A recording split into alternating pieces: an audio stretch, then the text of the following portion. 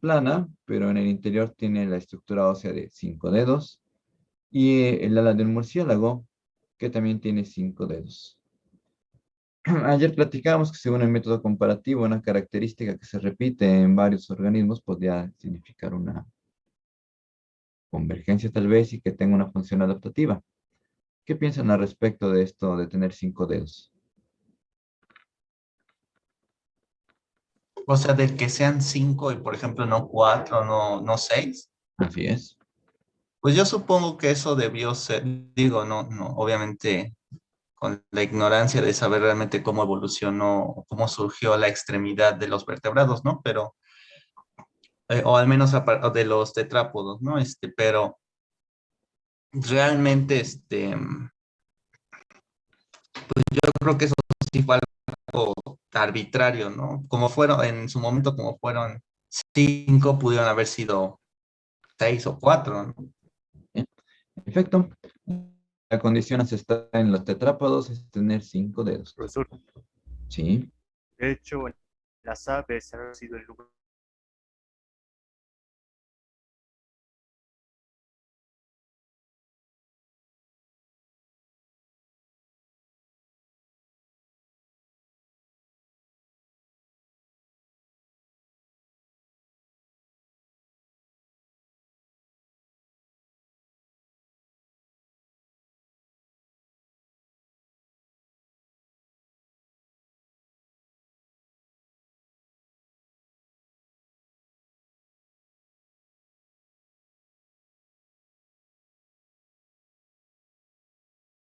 Que viven en los alrededores de las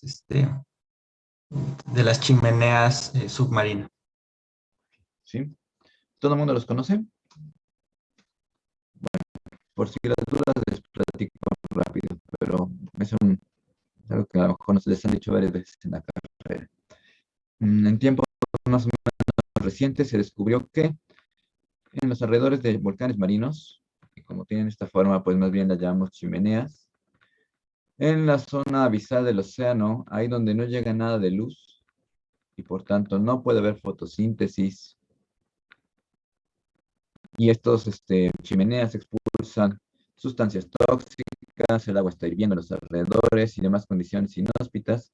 Se descubrió todavía todo un ecosistema donde son muy notorios estos gusanos turícolas que están aquí abajo, pero también hay cangrejos, otros tipos de gusanos y demás organismos.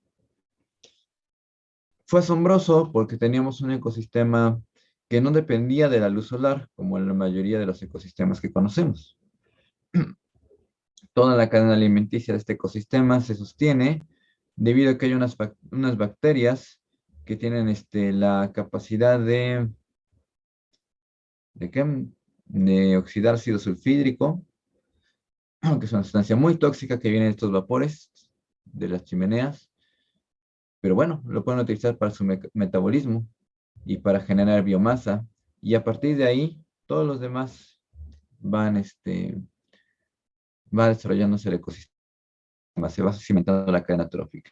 Y justamente estos gusanos terrícolas tienen estas plumas que tienen hemoglobinas modificadas que les permite capturar este ácido sulfídrico, dado que tienen en su interior bacterias fijadoras del azufre que viven como simbiontes. ¿Ok? Y es un color rojo muy, muy intenso.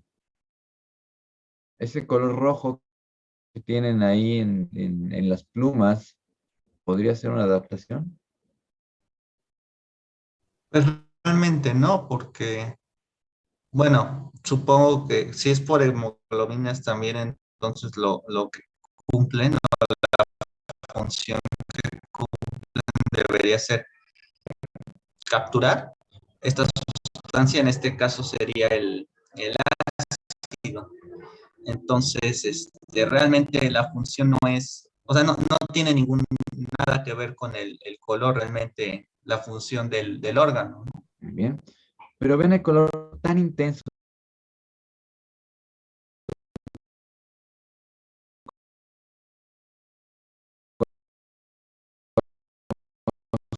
que podría tener algún medio de, algún expansión de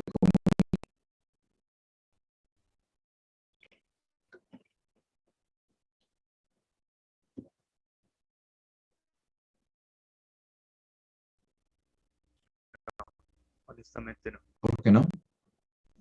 porque hasta donde yo sé no son capaces de ver, ¿cierto? Perfecto. Viven en un lugar donde ni siquiera llega la luz del sol, no pueden ver colores. La coloración es irrelevante. No es una adaptación del color rojo de la sangre.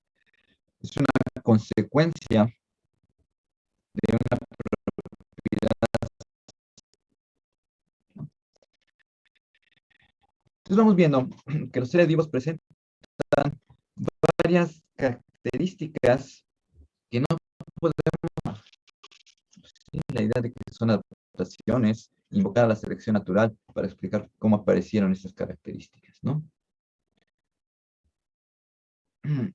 A pesar de ello, tenemos la costumbre de cada vez que vemos un organismo, miren, aquí me dejaron un chita, cada vez que vemos un ser vivo, empezamos a analizarlo. A ver, cola larga, seguramente es una adaptación para el equilibrio. Patas alargadas, es una adaptación que les permite correr velozmente. Cuerpo delgado, igual, contribuye a aligerar peso y ganar velocidad. Tenemos a dividirlo en sus diferentes rasgos y a tratar de explicarlos todo mediante adaptaciones, ¿no? ¿De dónde surge esta idea? La idea es muy antigua. Es del mismo Wallace, de Alfred Russel Wallace, y de Weismann, unos defensores de los primeros defensores de las ideas de evolución por selección natural, que llegaron literalmente a intentar explicar absolutamente cualquier característica por medio de adaptaciones y selección natural. Y no sé si recuerdan un poquito la historia de cómo se fueron desarrollando las teorías evolutivas. Poco después empezaron los estudios de genética y de mutación y hubo otros investigadores que llamamos mutacionistas que empezaron a decir, no, lo que importa son las mutaciones. Así es como surgen las características nuevas. Y como ustedes bien saben, hacia los años 20 a 40, 1920, 1940, se empezaron a integrar ambas ideas para formar lo que llamamos la síntesis moderna de la teoría de la evolución, ¿no? Eh, con esta teoría de la síntesis moderna, se afianzó un poquito esta idea de que los caracteres los podemos explicar mediante adaptaciones. Nos dieron un mecanismo molecular que nos permitía explicar cómo poquito a poquito cambios en las frecuencias alélicas podrían ir llevando a cambios en toda una población, en las frecuencias de los fenotipos de una población, ¿no? Cómo podían estarse produciendo la adaptación al medio a través del tiempo como un proceso gradual.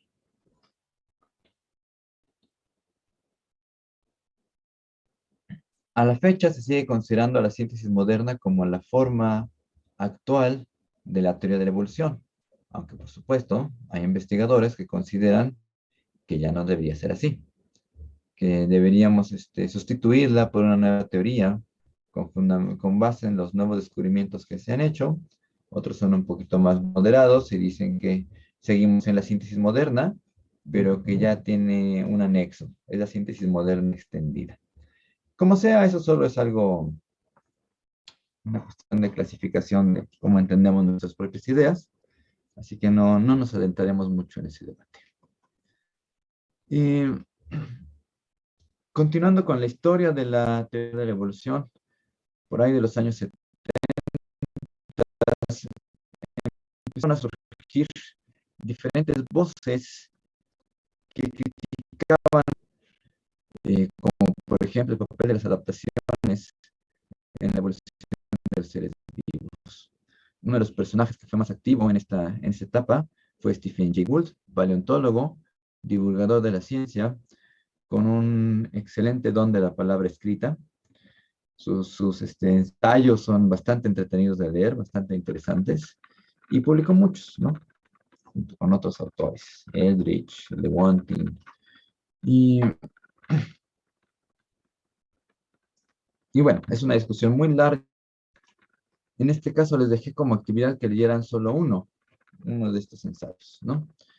Entonces, ¿les parece si ahora pasamos a platicar un poco del artículo que les dejé de tarea?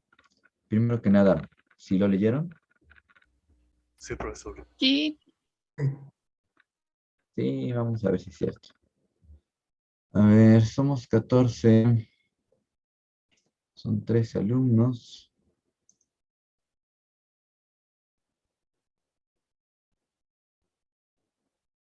Muy bien.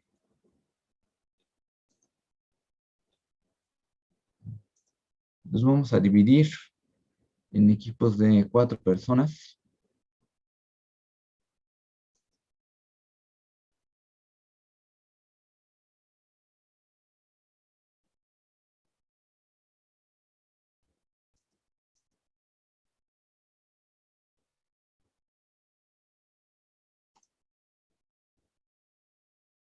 Nunca usado esta herramienta, a ver qué pasa. ¿Cuál herramienta trata de usar? ¿Mm? Usar las salas de chat alternas para que discutan entre equipos. Entonces, la actividad es la siguiente. Los voy a asignar a una pequeña sala de Zoom donde van a estar solo con los integrantes de su equipo. El equipo ya se formó de forma aleatoria, así que yo no tuve nada que ver en cómo se asignaron. Y les pido por favor que entre ustedes discutan los puntos principales del artículo, las de una forma que va numerando diferentes aspectos, diferentes ideas que quieren discutir los autores, pero ustedes céntrense en lo que más les haya parecido interesante de forma personal. Y por equipos, decidan 3 de estos argumentos que están presentes en el artículo que les hayan parecido, pues sí, interesantes o fundamentales. ¿Queda claro la actividad? Sí, profesor.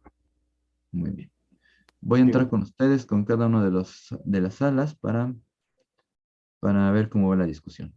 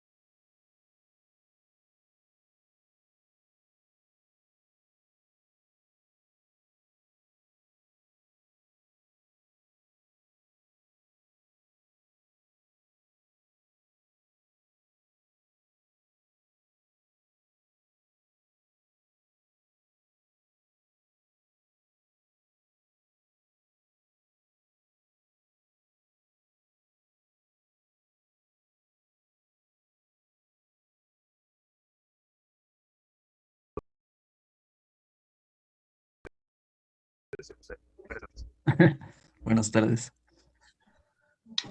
¿Alguien de pura casualidad escucharon la última instrucción? Es que yo justamente cuando me metí a la sala, él empezó a decir algo, pero pues ya no pude escucharlo. Entonces no sé si lo pudieron escuchar.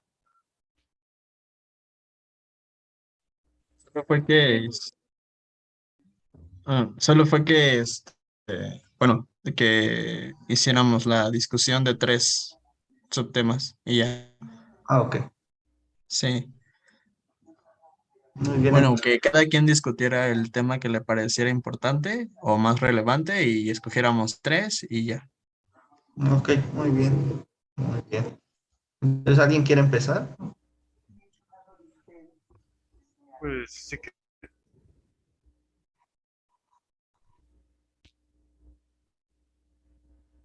pues si quieren yo Bueno, comienzo. de esa parte, bueno, yo supongo que entonces primero dejemos que hable Diana porque, digo, Ah, sí.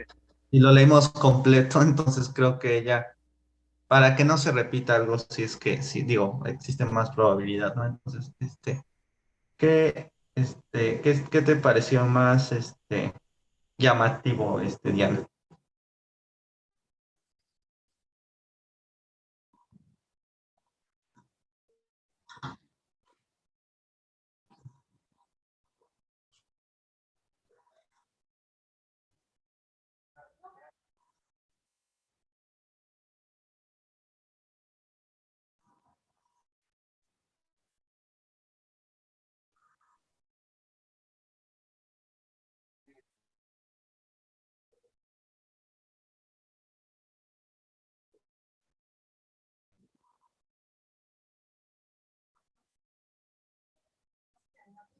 Ok, bueno, sí, digo, obviamente el artículo, bueno, no sé si llamarlo artículo, pero bueno, ese escrito, pues sí, evidentemente habla bueno, es una crítica al programa adaptacionista, ¿no? A que todo se ve, bueno, en ese momento, ¿verdad? Que ya está viejito el ensayo ese, que en ese, Ya sea porque les resulta interesante, ya sea porque les pareció importante, fundamental, o porque no lo entendieron, o porque les pareció divertido, o por cualquier razón.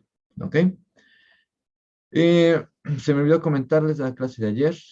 Estoy presentando el artículo en pantalla, pero si ustedes quieren usarlo como apoyo, pues díganme qué página o qué parte del artículo presento y pues así lo podemos discutir más fácil. ¿De acuerdo? sí, está bien. La alternativa es que ustedes también pueden presentar desde sus pantallas, pero por el momento voy a presentar yo. Entonces vamos a empezar con el equipo de Carla, Aldo, César, Lisbeth y Carla también. ¿Ok? ¿Cuáles Pues, fueron los sí, argumentos que más les llamaron la atención? Perdón.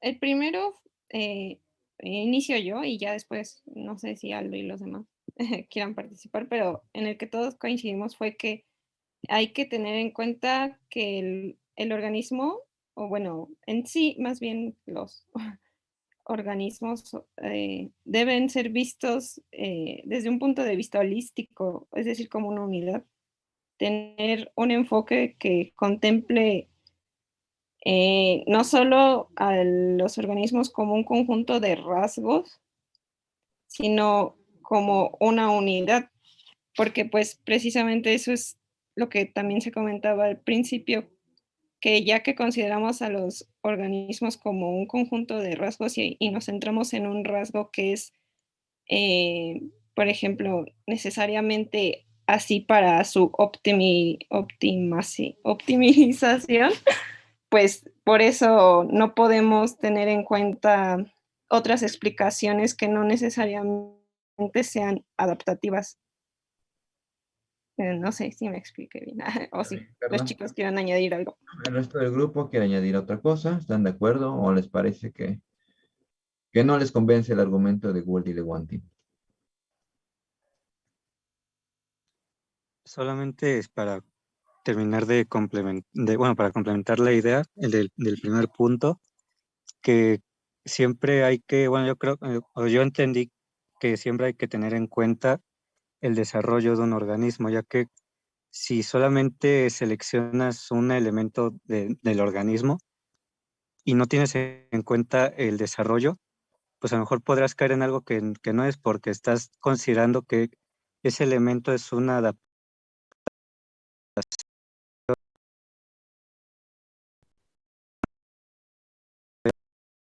Solo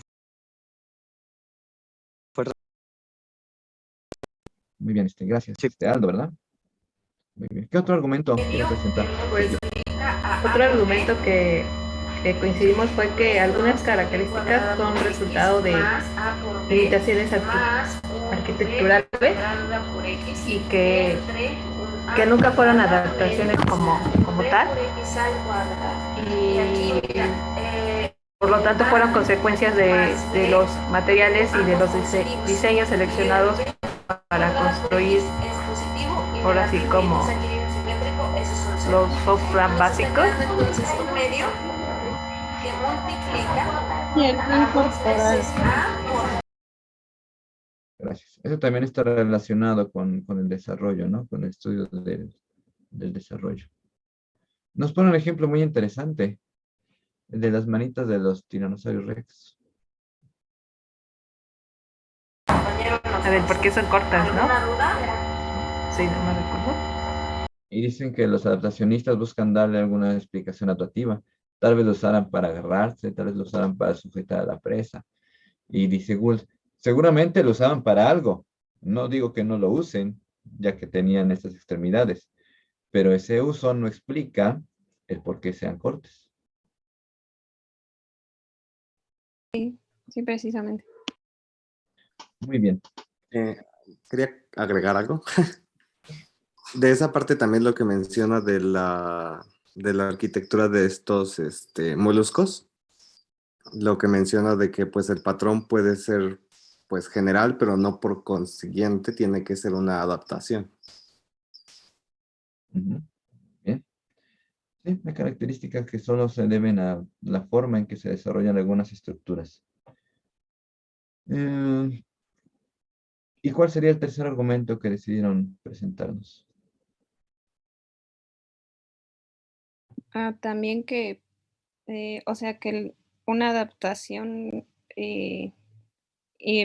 igual yéndonos a eso de verlo del el origen de tal característica en los individuos, o sea, tal vez podría ser una transición lo que estamos observando o un remanente o incluso no, bueno, menciona en el artículo que podría ser no la forma final, por así decirlo. Wow, Eh, ajá. Está bien, pero ahorita que dijiste la forma final, sí, eso también me hizo ruido, pero y eso suena a una frase teológica, ¿no? sí, como si tuviera un principio y un final y como si estuviera determinado por algo. No, no está determinado ni tiene un final. Principio a lo mejor y sí, pero final no. Pero eso tampoco no quita que puedan ser formas de transición. Sí, sí, sí. Muy bien, gracias. ¿Algo más que quiera comentar su equipo? Bueno, pues ya por último, también coincidimos en que si bien la adaptación, o sea, en ningún momento los autores están negando que la haya, eh, pero tratan de explicar incluso con el primer ejemplo que no es, la selección natural no es la única fuerza evolutiva. Y que no todo es, o no todo el resultado o no todas las características vienen a ser las adaptaciones. Incluso, pues un argumento que tienen es que ni siquiera el mismo Darwin dijo eso. Ujú. Ni siquiera Darwin dijo que las adaptaciones lo fueran todo. Él reconocía que podía haber otros procesos que no está considerando que no conocía y que podían explicar las características de los seres vivos. Muy bien, muchas gracias. Siguiente equipo. Ahora hablaremos con el equipo de Tonatiuh, Ángela, Denis Romero y Dolores.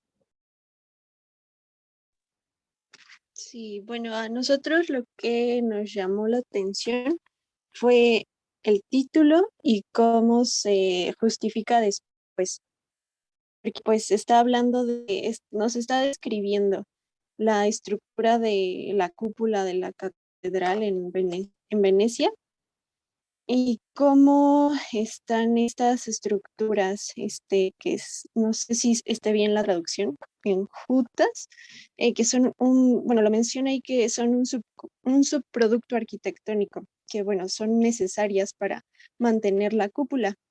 Y Ujú. pues bueno, dice, Pechinas, perdón. En ¿cómo? español serían pechinas. Ah, ok. Bueno, sí, menciona que el diseño completo estaría representando una adaptación, pero estas restricciones arquitectónicas, que son ¿cómo me dijo? Perdón, Pechinas. las pechinas. Bueno, estas son necesarias. Estas representan un espacio que, bueno, en este espacio pueden posarse los mosaicistas, pero estos espacios existen y pueden ser utilizados, pero no existen para ser utilizados.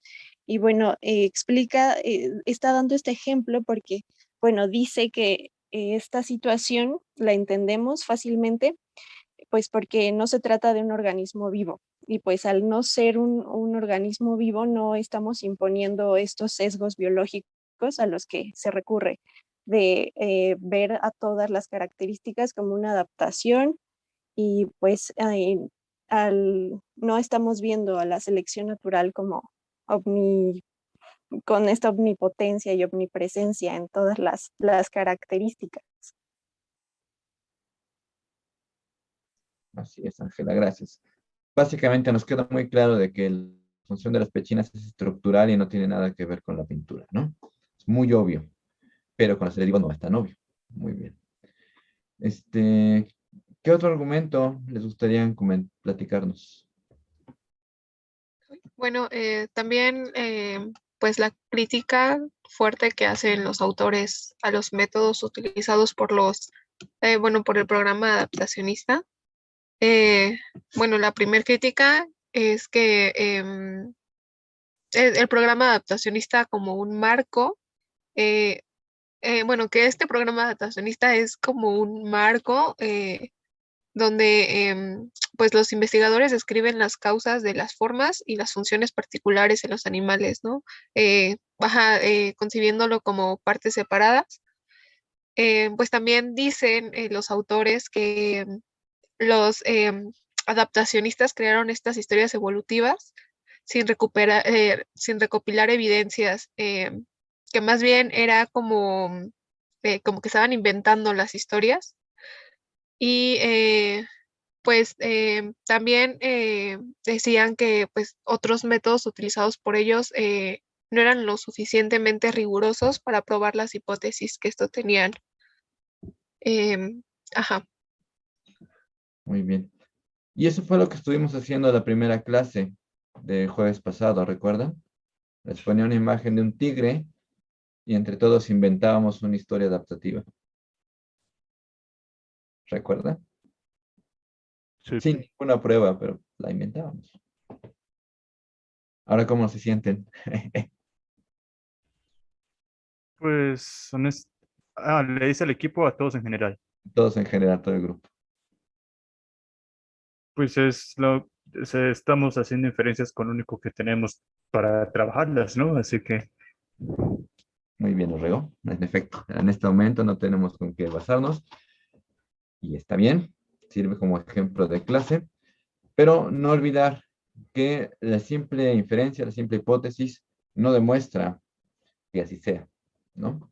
Y tristemente en muchas ocasiones con simplemente formular la hipótesis dicen, ah, pues así debe ser. Ok. El equipo 2, seguimos con su equipo todavía. Nos falta que nos presenten un tercer argumento. Bueno, ya como mis compañeras mencionaron, igual otro, otra parte que nos interesó fue como la parte de los bauplanes, ¿no?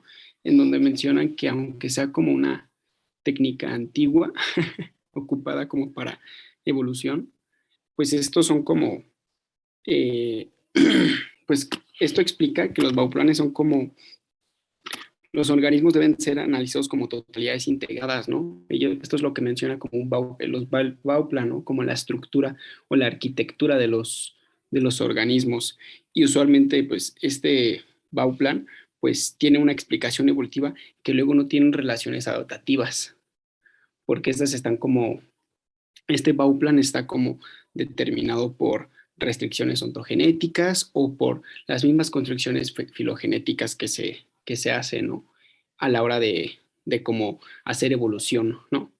Y pues creo que sería como lo que recalcaría y que se me ha hecho interesante porque muchos profesores a la hora de, de explicarnos como temores de animales 1 y 2, siempre nos mencionaba que luego él nos podría dar como una clase extra de de Bauplan, ¿no? Y como de estas construcciones como en animales, porque eso se puede hacer evolución sin tener que realmente ser adaptación. Y justo lo mencionan en el artículo hasta el final, de que luego los profesores como que pueden, pero no es como en el temario, ¿no? Porque realmente ya ha avanzado un poco más y usualmente luego se considera un poco más como con fuerzas evolutivas, con adaptación, y esto es lo que infiere son como desde, desde la ontogenia y desde la filogenia, ¿no? Y relaciones como entre otros organismos de la misma especie u otra especie. Sí, así es. La triste verdad es que el proceso evolutivo es extremadamente complejo. No lo vamos a entender a cabalidad en un semestre. Y lo mejor, lo más importante es que entiendan el proceso básico, que técnicamente fue lo que estuvieron viendo con el profesor anterior, ¿no? Eh, todo lo que tiene que ver con las modificaciones de las frecuencias alélicas y las fuerzas evolutivas. Esa sería la base. Si entienden la base, es más fácil empezar a entender los otros aspectos que son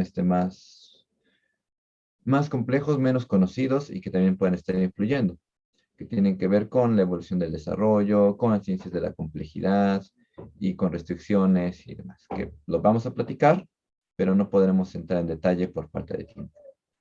¿Ok? ¿Algo más de su equipo? No, creo que no. Muy bien, muchas gracias. Entonces, es el turno del tercer equipo, que está formado por José Urrego, por Carlos, Octavio y por Diana. Bueno, nosotros lo que discutimos, digo, creo que ya va a sonar hasta un poco redundante con lo que ya mencionaron nuestros compañeros, pero bueno, el primer punto que nos pareció relevante fue justamente el ejemplo de de las pechinas, donde se menciona que hay caracteres que no son adaptativos y que solamente son una consecuencia de otros caracteres, como en el caso de las pechinas, ¿no? O sea, existen porque pues para construir lo que quieren construir se generan, ¿no? Pero que puedan tener una utilidad después, eso es otra cosa, ¿no? Pero en el momento en que se concibe en este caso la cúpula y los arcos, lo importante son la cúpula y los arcos. Eso es ya un subproducto que después puede tener modificaciones y lo que sea, pero en el momento no es adaptativo. Entonces, ese sería el primer punto, que no todos los caracteres son adaptativos y que unos solo son resultado de la propia, pues de que otros caracteres estén ahí. Muy bien, gracias Octavio. ¿Y cuál sería otro argumento entonces?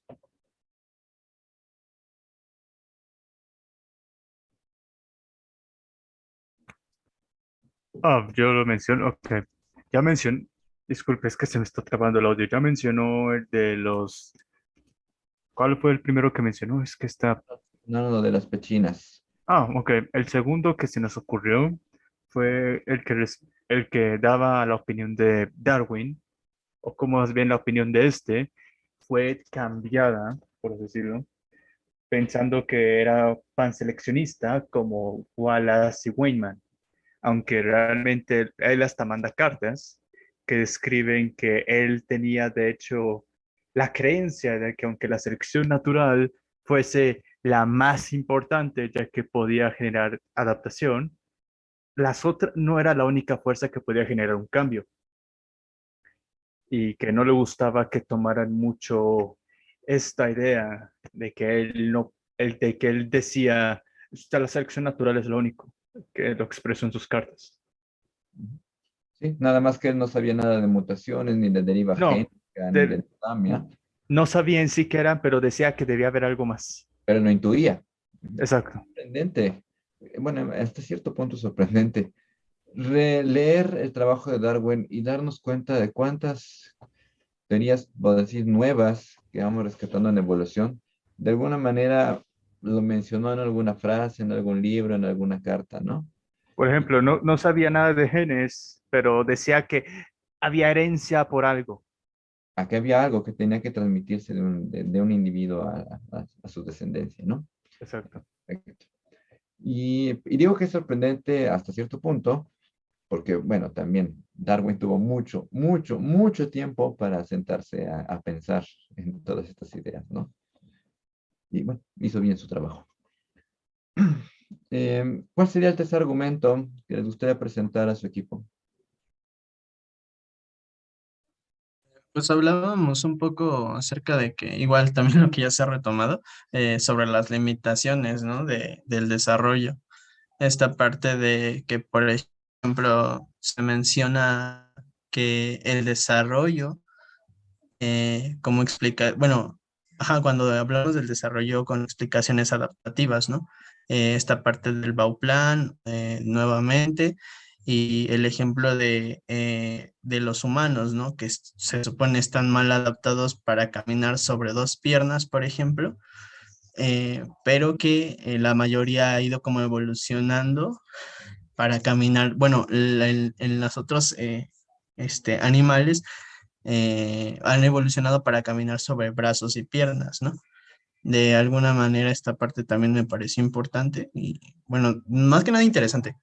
Eh, y también la parte de las etapas de desarrollo en cuanto a que están altamente conservadas en todas las especies. Y también bueno, platicábamos acerca de los cambios y cómo se van acumulando y cómo afectan posteriormente pues al desarrollo en sí. Muy bien. Gracias, Carlos. Me gustaría platicarles mucho más sobre esto de biología del desarrollo, pero ya nos tocará hacia el final del curso. Carlos, muy bien, solo cuidado otra vez con el lenguaje. Mencionaste dos paras durante tu participación. Evolucionamos para caminar en dos patas, en cuatro patas, nuestros ancestros. Sí. Y no es que los vaya a reprobar por eso o nada por el estilo, pero así como Google critica el programa adaptacionista que nos está literalmente programando a los estudiantes para pensar siempre en adaptación, adaptación, adaptación, pues lo mismo nosotros tenemos que desprogramarnos y dejar de considerar las adaptaciones como si fueran algo con propósito, que son características para algo, diseñadas para algo, cuando no lo son. Son el resultado de un proceso natural, ¿no? Que ya explicamos de variación y de sobrevivencia diferencial. Bueno, ¿quieren agregar algo más?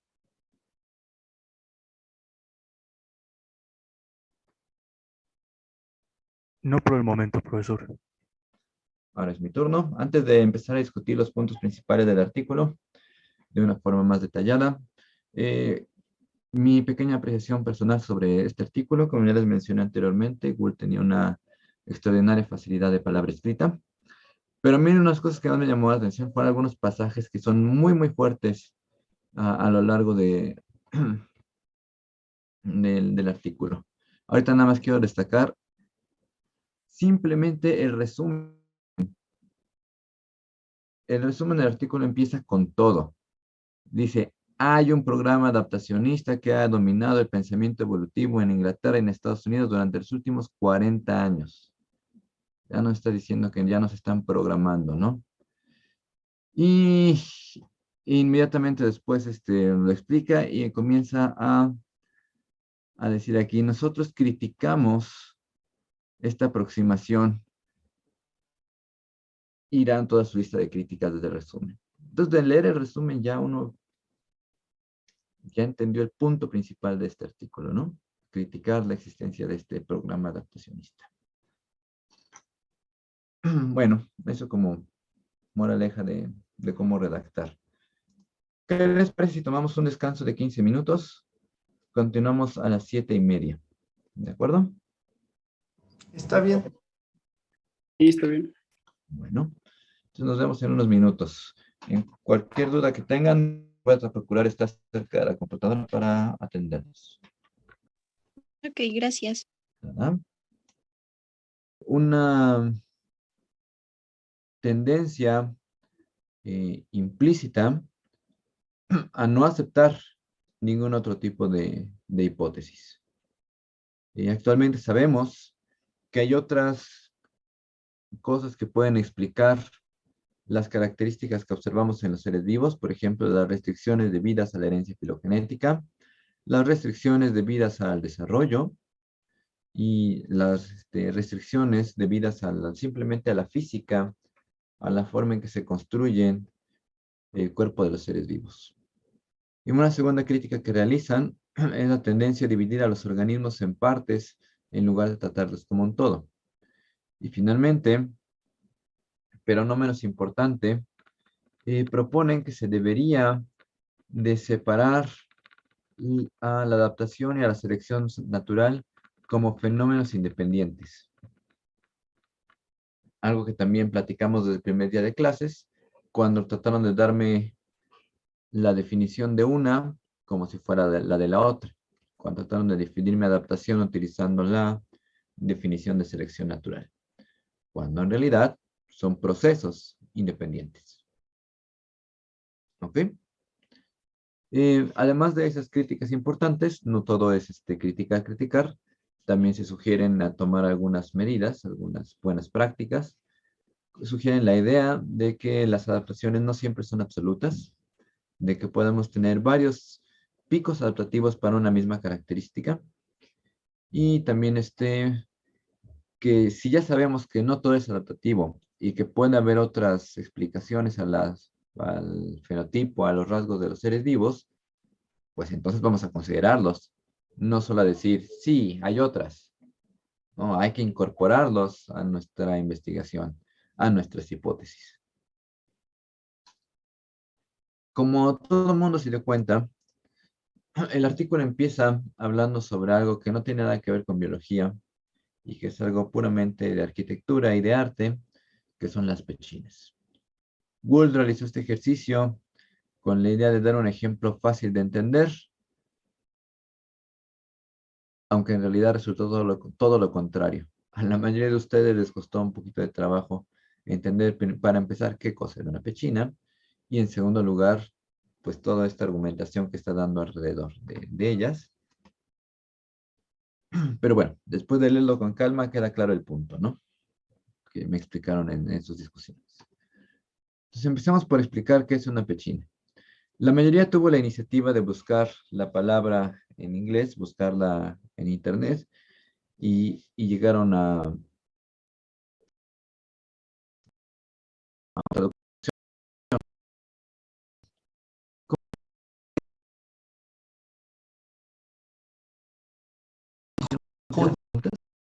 Pero bueno, si todavía tienen duda de qué cosa es esto que tenemos aquí, marcado en color marrón en la imagen de la izquierda. Es una forma de acomodar una cúpula que tiene una sección transversal circular sobre un edificio que normalmente tiene secciones cuadrangulares o rectangulares. De hecho, no sé si sepan, las catedrales se construyen siguiendo un plano en forma de cruz. Aquí tenemos la puerta de entrada. Vamos a dibujar unos escalones.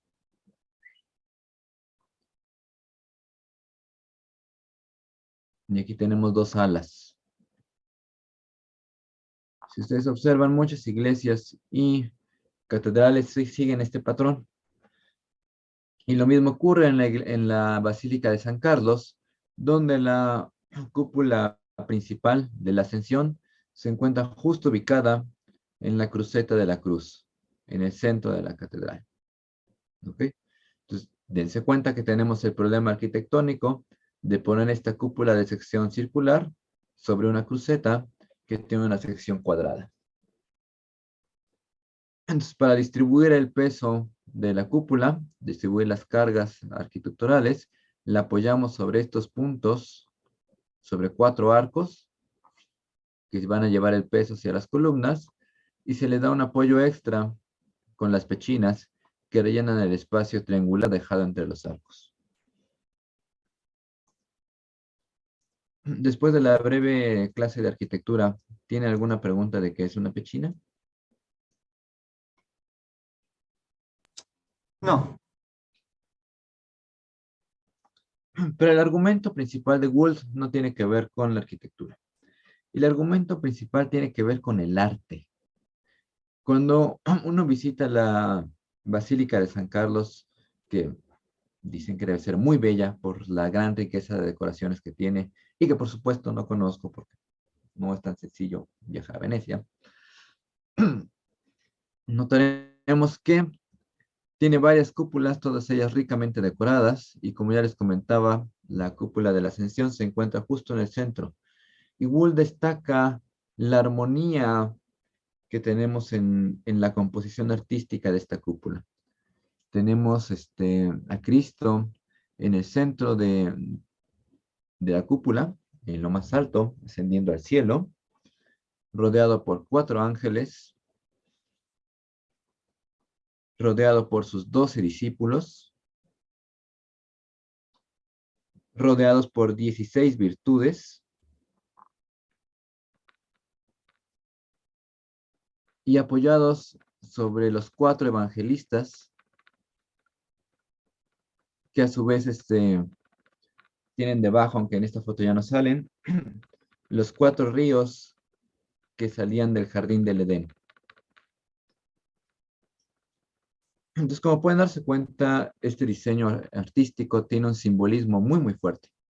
Y pueden notar inmediatamente la simetría cuadrangular.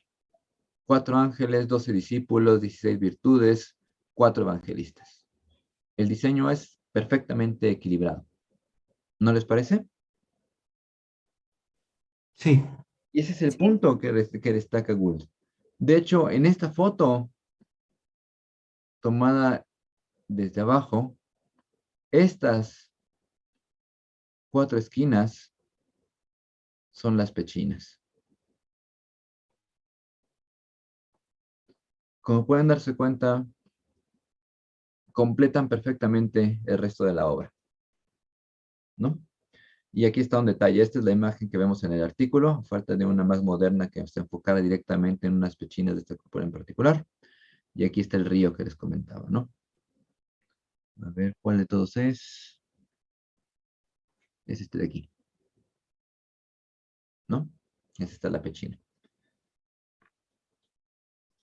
Y argumentaba que algún entusiasta del arte podría decir que funciona también el diseño que fue creado en la cúpula expresamente para albergar esta obra, cuando obviamente es todo lo contrario, ¿no? Primero tenemos el diseño arquitectónico y después algún artista ingenioso aprovechó ese diseño para distribuir de forma armoniosa una serie de mosaicos. Y con este ejemplo nos pone en alerta sobre la forma en que hacemos nuestras hipótesis. Porque finalmente, les decía desde la primera clase, las hipótesis adaptativas buscan dar un porqué a las características de los seres vivos. ¿Por qué son así? Y hay que tener cuidado. No vamos a explicar que las pechinas tienen esta forma triangular porque fueron pensadas para dibujar un icono, una figura ahí. Sería una interpretación incorrecta. Tiene esa forma porque ayuda a distribuir el peso de la cúpula. ¿Queda claro? Sí. Bueno, sí, sí queda claro. Todo el mundo lo argumentó bien durante la discusión. Entonces, pasado esta explicación, por si alguien todavía tenía dudas sobre el ejemplo de Walt y las pechinas de la catedral, van al punto principal, ¿no? No podemos argumentar que todas las características sean adaptativas. Y luego dan una serie larga de razones por las que no puede ser así. Me parece que eran 15 puntos, ¿no? 15 numerales. Unos más largos, unos más cortos, más desarrollados, otros menos. Pero regresaba continuamente a unas ideas básicas, ¿no? A las restricciones que existen sobre las adaptaciones y bueno, a este hecho que no podemos considerarlo todo como una adaptación. La otra crítica que hace de una manera muy, muy fuerte es que caricaturiza de una forma absoluta al programa adaptacionista y lo equipara con un personaje, por lo demás, absurdo, de la obra Cándido de Voltaire, el doctor Pangloss. El doctor Pangloss, personaje ficticio, pensaba que vivimos en el mejor mundo posible y que entonces todo tiene una función, todo sirve para algo. Todo está hecho para el mejor propósito. Esta cita la saqué del mismo artículo que leímos. Nuestras narices están hechas para portar gafas, así que tenemos gafas, ¿no? Todo tiene un propósito. Pero eso ya es llevar las cosas al máximo absurdo. Y también mencionaron en las discusiones en equipo que Gould y Legontin resaltan la forma de trabajo, de investigación del programa adaptacionista, que se propone una hipótesis adaptativa para un carácter. Muchas veces ni siquiera se pone a prueba. Si la hipótesis suena razonable, se le considera como válida y continuamos con nuestra vida sin mayor objeciones de conciencia. Afortunadamente en la actualidad, eso no es tan frecuente. Cualquiera que haga eso e intente publicar un artículo, obviamente será rechazado, ¿verdad? Según Willy-Legontin, si la hipótesis adaptativa se rechaza, se propone una nueva hipótesis. Eso sí continúa siendo cierto en la actualidad. Si se realiza un estudio que intenta explicar una característica que se presupone es una adaptación y no se consigue demostrar eso, pues se formula nueva hipótesis y se vuelve a intentar probar. Y si fracasa, pues se vuelve a intentar con otra. Y si continuamos fracasando en probar que esa característica es adaptativa, entonces decimos que, bueno, con la tecnología y conocimientos actuales no lo podemos probar, pero seguramente tiene alguna función. ¿Qué opinan al respecto?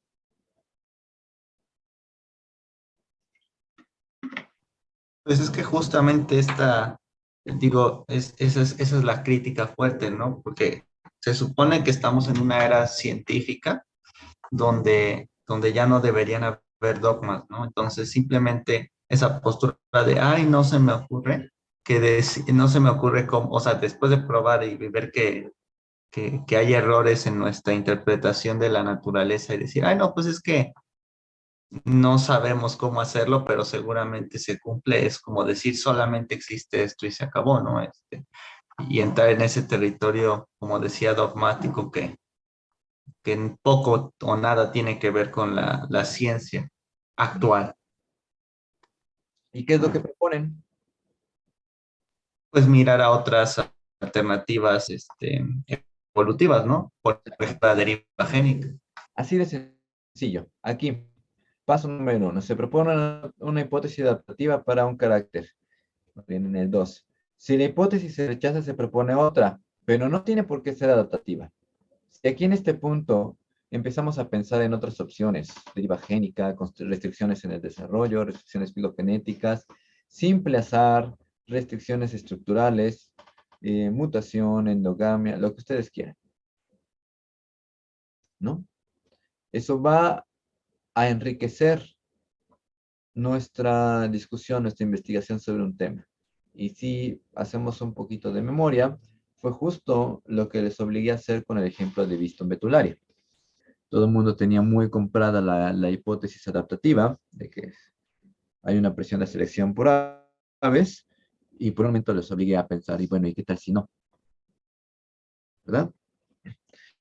Entonces, esa es la gran propuesta de Woody Lewontin.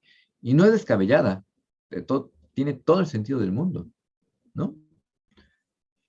Afortunadamente, en la actualidad es mucho más frecuente que consideremos las explicaciones alternativas, pero tampoco tanto como quisiéramos. Todavía es muy común que si falla nuestra primera hipótesis adaptativa, busquemos alguna otra.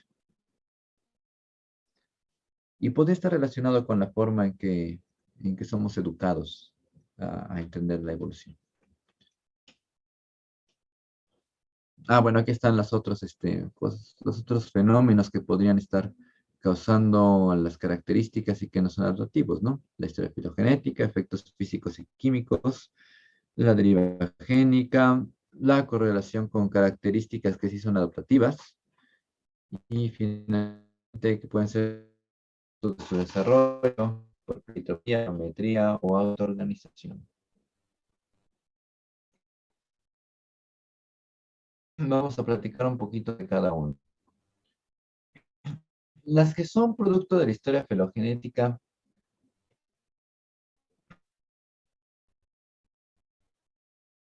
es un poquito lo que decíamos del Bauplan, ¿no? El Bauplan obviamente tuvo un origen en el pasado evolutivo de las especies. Por alguna razón, en el desarrollo seguramente, esta forma de construir un cuerpo se mantiene y genera restricciones. No, es muy difícil que un ser vivo pueda escapar más allá de las restricciones que le vienen por su historia evolutiva. Un ejemplo es el sistema respiratorio en los artrópodos. El sistema respiratorio en artrópodos es extremadamente sencillo. Tiene unas perforaciones en su exoesqueleto, por donde entran pequeños tubos, por decirlo de alguna manera, tractos, que se dividen en tractos más pequeños, que se dividen en tractos más pequeños, que se dividen en tractos más pequeños. y las vacaciones penetran en el cuerpo y en el tejido de los insectos. No hay un sistema circulatorio que esté transportando el oxígeno al cuerpo. El oxígeno entra directamente y llega hasta el último rincón del cuerpo a través de este sistema. Sin embargo, no es muy eficiente, que digamos, no es la única forma. No es la mejor forma de respirar en el medio terrestre. Como podemos ver que existen los pulmones invertebrados, ¿no? En algunos otros artrópodos ha aparecido esta estructura, que es el pulmón en forma de libro. Y de hecho parece que es un puesto que aparece de forma independiente en grupos no relacionados. ¿Qué es este pulmón en forma de libro? Pues de pulmón solo tiene el nombre. No es más que una de estas tráqueas, de estos tubos que normalmente tiene el sistema respiratorio del artrópodo, y se ensanchó, que es más ancho de lo que debería, y aparecen estas invaginaciones, estas crestas, que generan la posibilidad de que haya un mayor intercambio de aire con el tejido del artrópodo. No es un pulmón como los nuestros, no tiene bronquios, no tiene una función muscular que le permita exhalar y extraer aire, perdón. Simplemente es una modificación de lo que ya existía.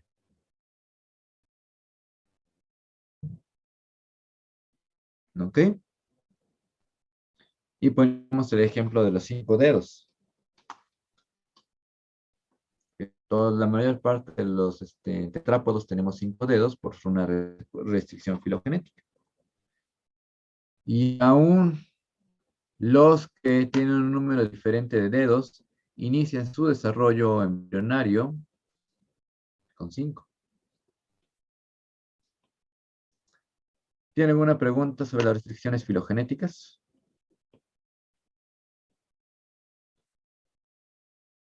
No.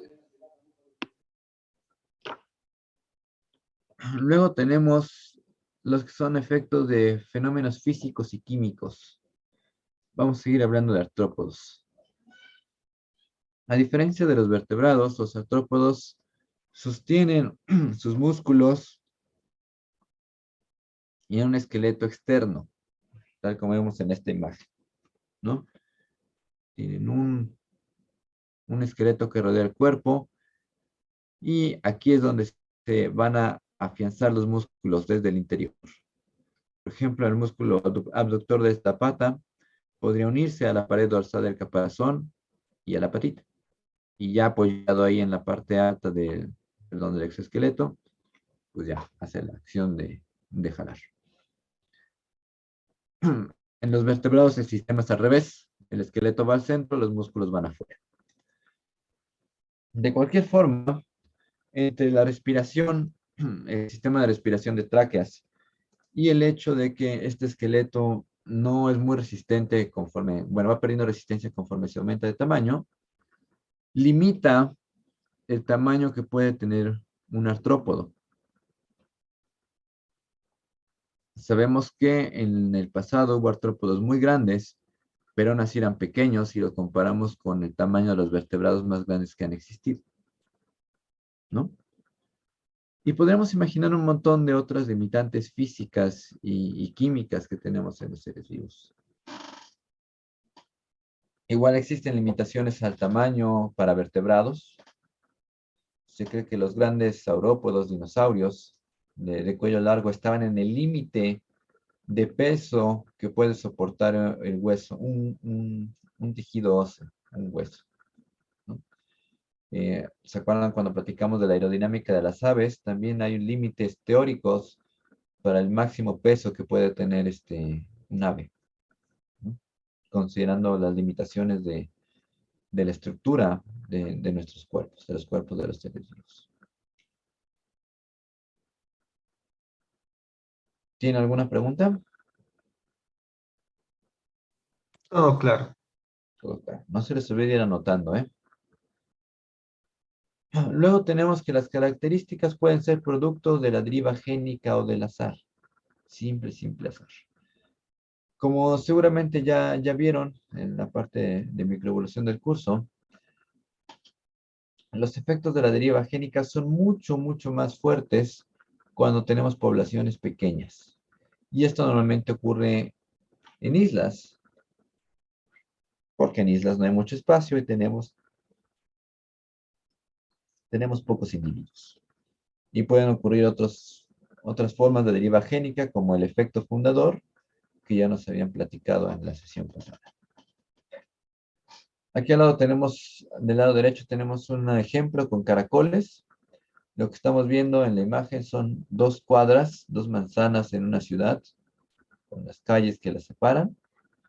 Y supongo que los edificios son las otras formas regulares que se encuentran dentro. Y hay caracoles viviendo entre estos edificios. ¿Okay? El tamaño del círculo indica el tamaño poblacional, la cantidad de individuos que hay en ese punto de colecta. Y los círculos son gráficas de pi, gráficas de frecuencia, de dos alelos. Uno que voy a nombrar ahorita, el alelo rojo, y el alelo azul. Como se pueden dar cuenta, la población que se encuentra en la manzana de la izquierda tiene una mayor frecuencia en el alelo azul, mientras que en la manzana de la derecha, este alelo es poco frecuente. Entonces, observamos que hay un patrón geográfico. Hay una consistencia en que de un lado, en una manzana hay más del alelo azul y del otro no. Pero podría tener una explicación adaptativa.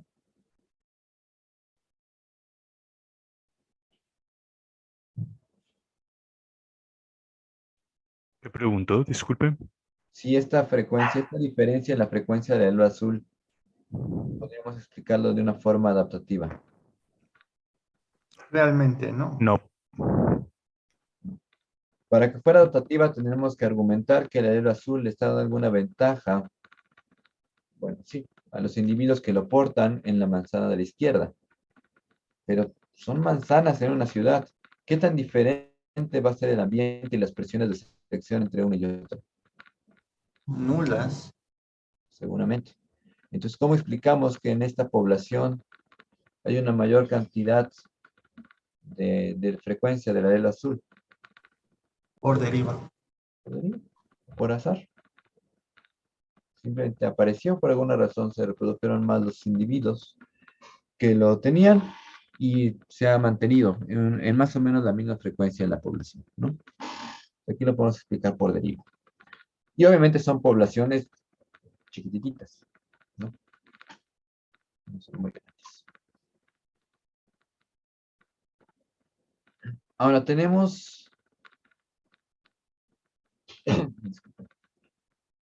caracteres que son producto de la correlación con características que sí son adaptativas. Y aquí podemos invocar como ejemplo el color rojo de la sangre. El color rojo no es una adaptación como tal, pero está correlacionado con una característica que sí es una adaptación, que es el tener una molécula capaz de capturar y transportar el oxígeno. Profesor, disculpe, ¿qué decía en la diapositiva 15?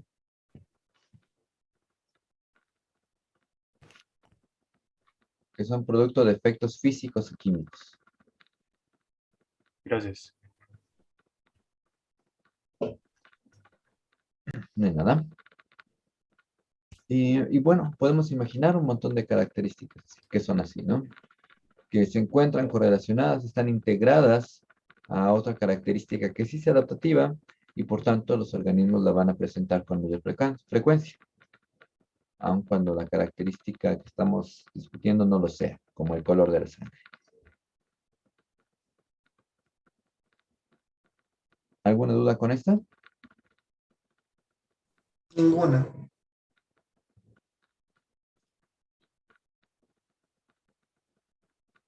Otros pueden ser producto de su desarrollo. Y aquí tenemos varios fenómenos. Tenemos el fenómeno de pleitopía, de alometría y de autoorganización.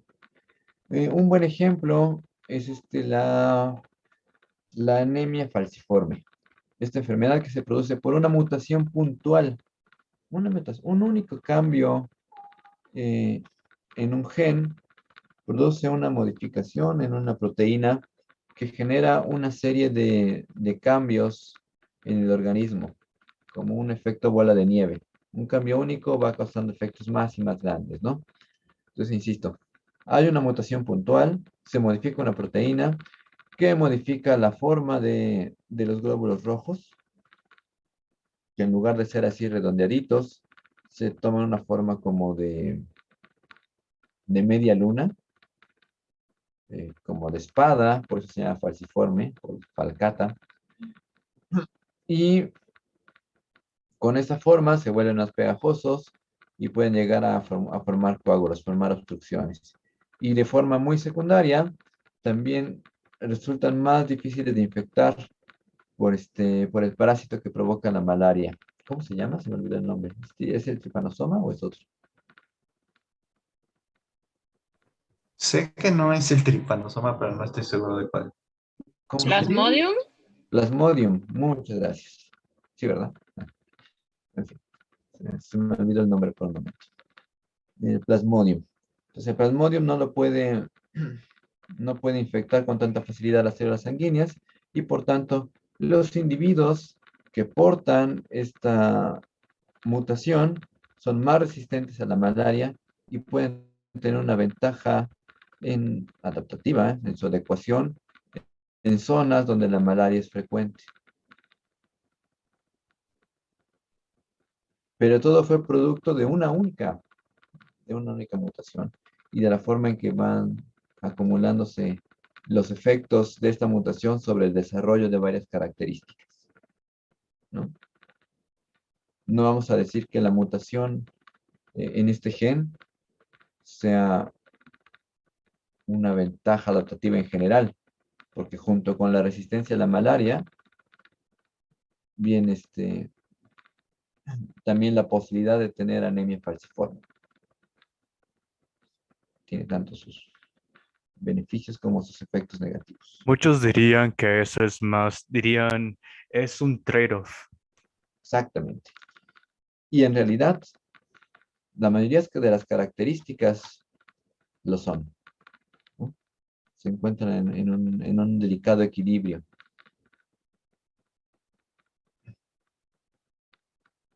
¿Tiene alguna duda con esto?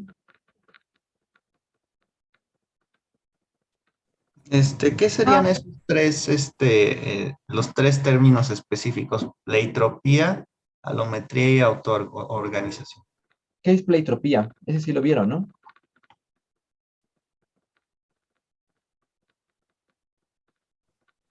No lo tengo muy claro ahorita, la verdad.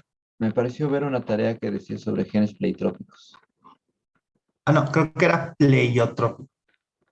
Entonces lo escribí mal, bueno, da igual. Es cuando un gen afecta a otros. Hay genes que son controladores que pueden controlar la activación o desactivación de otros genes. Entonces, tenemos como un efecto cascada.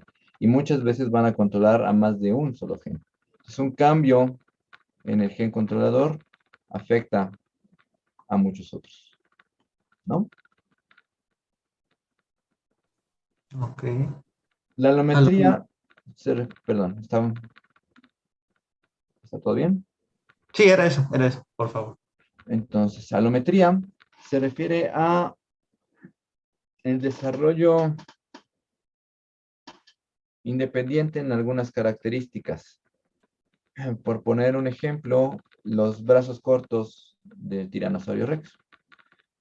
Independientemente que tiranosaurio rex sea una especie carnívora gigantesca, ¿cuánto medía? 15 metros, pesaba como 4 o 6 toneladas, ya no recuerdo.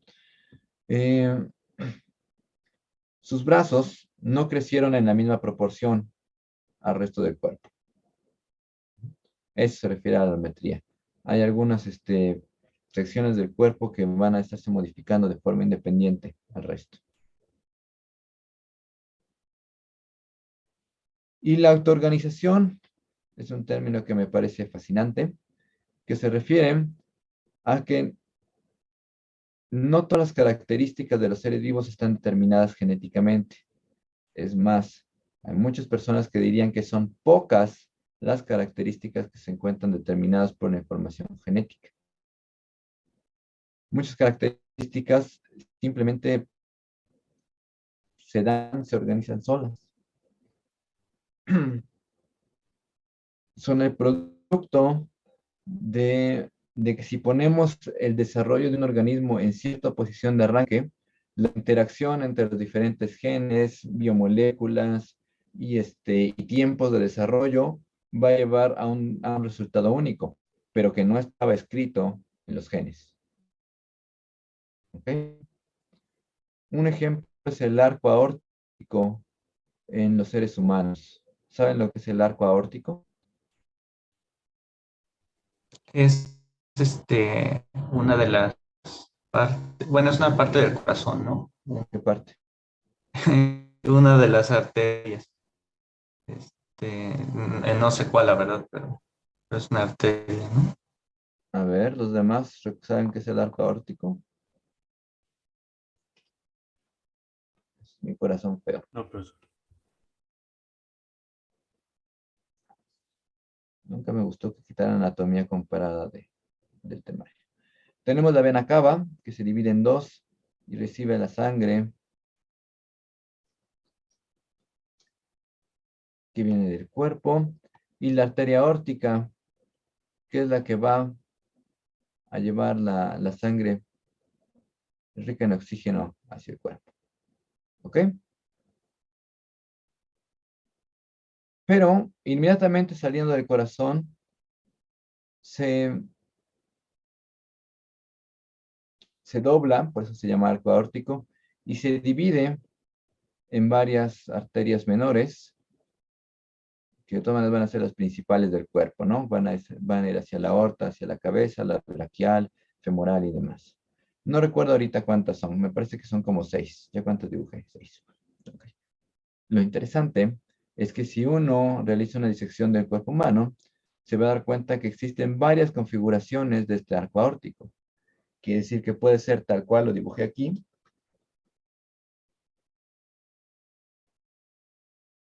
pero también podría ser así. 1, 2, 3, 4, 5, 6. ¿Ok?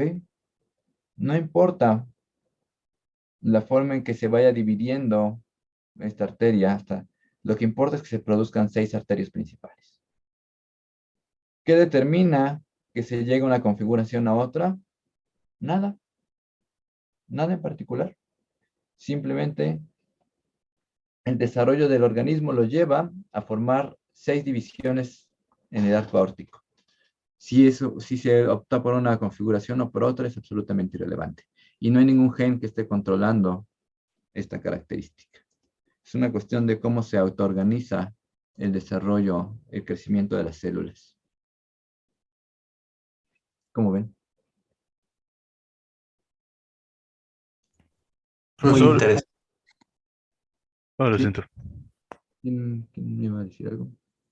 Bueno, pero en serio, entonces, los glóbulos, ¿cómo se decían? Los que tenían forma aplanada, ¿realmente no son una adaptación, entre comillas?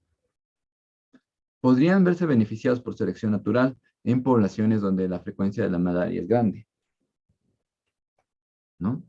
Sí, o sea, bueno, es por eso lo que trato de decir, que estoy seguro que debía haberse dado por eso. Se daba en continentes tales como África, ¿no? Donde hay gran presencia de mosquitos.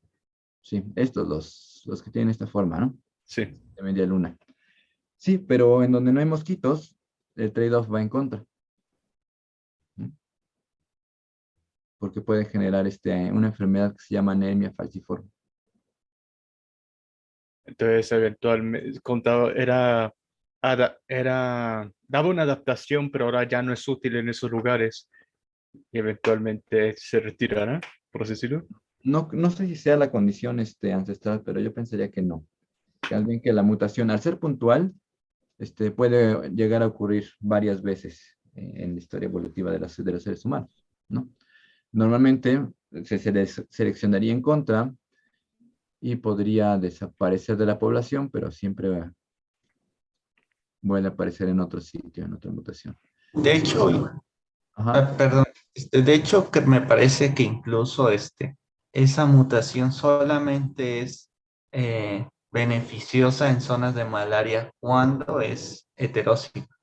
Exactamente. Porque si es homóziga recesiva, es recesiva, ¿no? Bueno, creo que es recesiva. Te mueres porque no puedes, pues te dan la anemia de una manera muy fuerte y te mueres de anemia. Entonces, realmente no, tampoco es que sea tan beneficiosa incluso en esa situación, solo en estado heteróxido. En efecto. Pero como vieron, cuando la frecuencia del gen recesivo es baja, tenemos un gran número de heterócigos, ¿no? Entonces, es complicado. Por eso les digo que es importante que primero conozcan la base genética de la herencia, digo, de la herencia, de la evolución, antes de empezar a meterle más cosas. Y sí, en efecto, es cierto, Octavio, solo es benéfica en los heterócigos cuando se tiene la condición homóziga recesiva es letal. Pero también pasaba algo interesante con los genes recesivos. ¿Cuánto tiempo tardan en eliminarse de la población?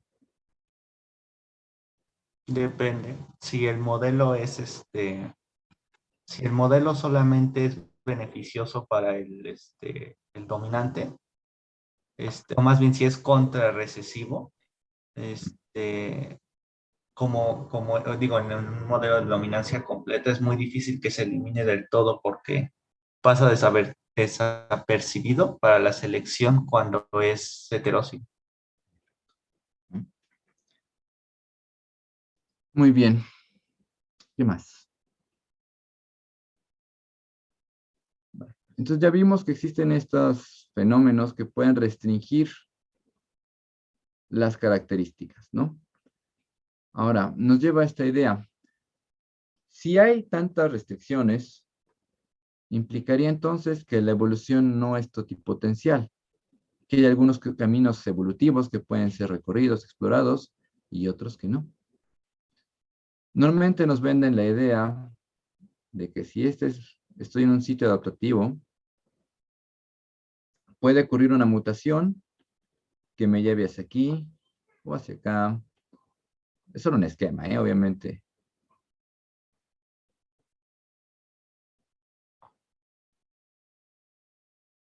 No es que haya un paisaje, ¿no? Pero bueno. Las mutaciones, en teoría, en principio, nos podrían llevar a cualquier lado, ¿no? Pero si resulta que tenemos restricciones filogenéticas, restricciones del desarrollo que son muy fuertes y restricciones físicas, al final la evolución no va a ir en cualquier dirección. Solo tiene ciertos caminos por donde puede ir desarrollándose. ¿Cómo ven? Estoy de acuerdo con eso hasta que nosotros metamos nuestra mano en la genética, digo, en esas mutaciones.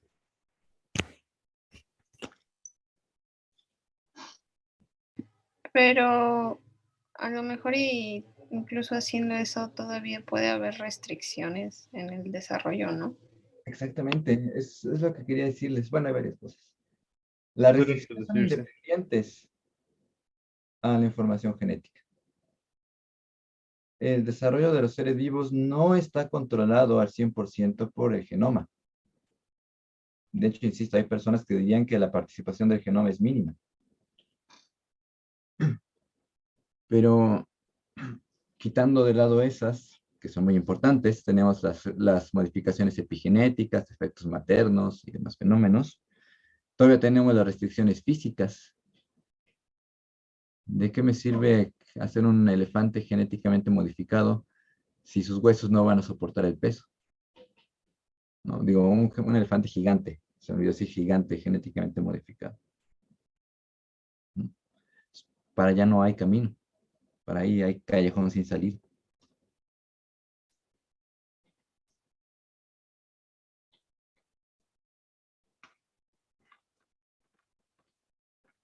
Ahora vamos a ver, bueno, ¿alguna duda con las restricciones y los caracteres adaptativos?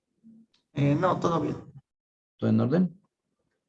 Algunos de los temas que mencionamos los vamos a ver con un poquito más de detalle en próximas semanas. Otros, no tanto, ¿no? Ahora, la segunda crítica tiene que ver con la atomización del fenotipo. Es decir, esta manía de dividir a los seres vivos en partes y querer estudiarlos en partes, ¿no?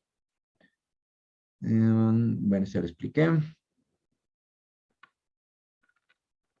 Una de las críticas más fuertes a esta costumbre es que no se estaría considerando que un carácter puede estar relacionado con algún otro.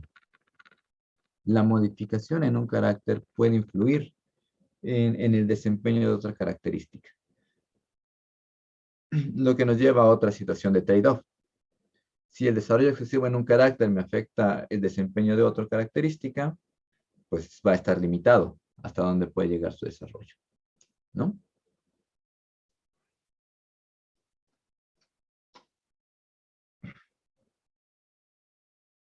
Ahora veamos este ejemplo que tenemos aquí. ¿Podríamos explicar la evolución de las dedos como una unidad independiente?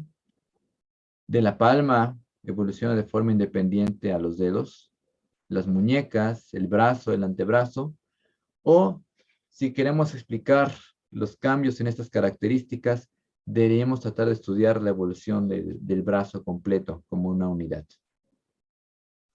Debería ser una unidad porque al final del día es un órgano, ¿no? Completo, la extremidad es un órgano. Ya todo junto, todo eso junto tiene una función biológica. No es que cada una, bueno, sí, podría tener cada una su función, pero bueno, todos juntos trabajan para lo mismo, digamos, ¿no? Pensemos en el ejemplo clásico del caballo. El caballo es una especie que ha tenido una serie de adaptaciones a una locomoción cursorial, es decir, a correr. Corre mucho el caballito. Corren los caballitos. Las modificaciones en sus extremidades no se limitan solo a una reducción en el número de dedos. De hecho, la reducción en el número de las falanges va acompañada obviamente de la reducción en el número de los tarsos, a fusión entre tarsos, entre falanges, a un alargamiento entre igual los metatarsos, la tibia, y que también conlleva a una reducción en el fémur, o sí, en el fémur, ¿no? Entonces las modificaciones en estos caracteres no van ocurriendo solitas, van a estar relacionadas con lo que ocurre en otros rasgos del organismo. De hecho, aquí viene una discusión filosófica muy fuerte y operacional de, bueno, entonces, ¿qué es un carácter? Podemos considerar los dedos como caracteres. Pero no nos vamos a meter en eso. Profesor, ¿Alguna duda con esto? bueno, no es duda con esto, pero es una duda respecto a, no entiendo bien aún cuando hace mención de la generación de caracteres que no están relacionados al genotipo. Porque hasta, De caracteres que no están o relacionados. sea, cuando se da un carácter, usted mencionó que a veces gente dice que, que los genes no estuvieron relacionados. No sé si me explico. Sí. Por ejemplo, lo que mencionó del corazón, ¿cierto? Ajá. Ese arco aortal, ¿así se dice? No es aórtico, no tiene no tiene un control genético. Exacto, es algo que no entiendo, pero ¿no se da aleatoriamente por control de genes? No necesariamente tampoco. Me voy a adelantar un poquito.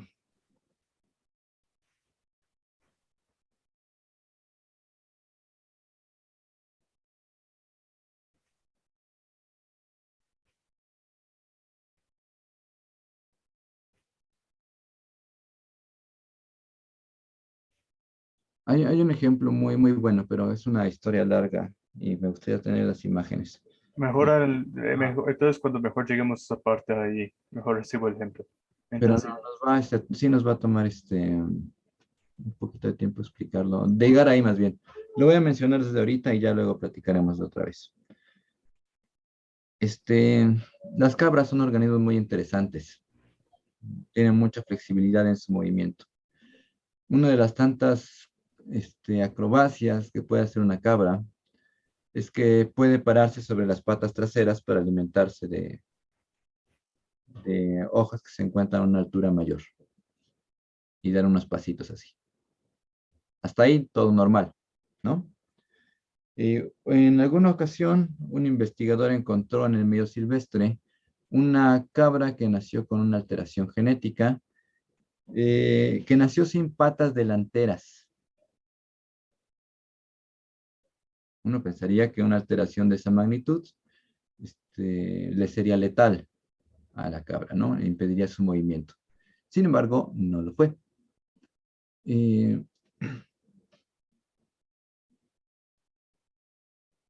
La cabra llevó a cabo su vida, que no fue tan corta, completamente sobre sus patas traseras. Era una cabra bípeda. Ahí andaba. Algunos pensarían que se ve chistosa. Yo creo que se ve un poquito desconcertante. Ver una cabra sin patas delanteras andando en las patas traseras. Eventualmente la cabra murió. El investigador pudo recuperar el cuerpo de la cabra y realizar una serie de disecciones para entender cómo se habían llevado a cabo unas modificaciones fenotípicas en el cuerpo del animalito, ¿no? Y descubrió que habían ocurrido varias modificaciones en la disposición de los tendones. Los tendones pasaban por sitios diferentes a donde pasarían en una cabra normal, en el acomodo de la columna, y que incluso podrían recordar un poquito al acomodo de tendones y huesos de los seres humanos. Entonces, ustedes dirían que esta cabra, que es un individuo completamente atípico, tenía los genes adecuados para desarrollar tendones y huesos en una configuración que le permitiera un desplazamiento bípedo. No. Sería decir que desde su concepción, la cabra tenía toda una serie de modificaciones genéticas que le permitían este desplazamiento, lo cual por supuesto suena absolutamente improbable. Seguramente eso fue una mutación puntual la que le llevó a perder las patas delanteras. Entonces, si no tiene genes que modifiquen la forma de tendones y huesos, ¿cómo podemos explicar que tengan este acomodo que resulta un poco más óptimo para el desplazamiento bípedo? Pues digo yo, perdón, no, tú adelante, por Tú favor. primero, lo siento. Bueno, ok. Yo lo que me imagino es que obviamente esto debió pasar, bueno, obviamente pasó en alguna etapa del desarrollo, ¿no? Entonces, Nació así. ajá, Entonces, entonces como nació así y entendiendo que obviamente vivió bien, bueno, relativamente, ¿no? Pues yo supongo que, pues obviamente se abortaron, por decirlo de alguna manera, las patas delanteras en una etapa relativamente temprana. Entonces, por algún motivo, digamos que esas mismas, digamos, esos tejidos un poquito más plásticos, por decirlo de alguna manera,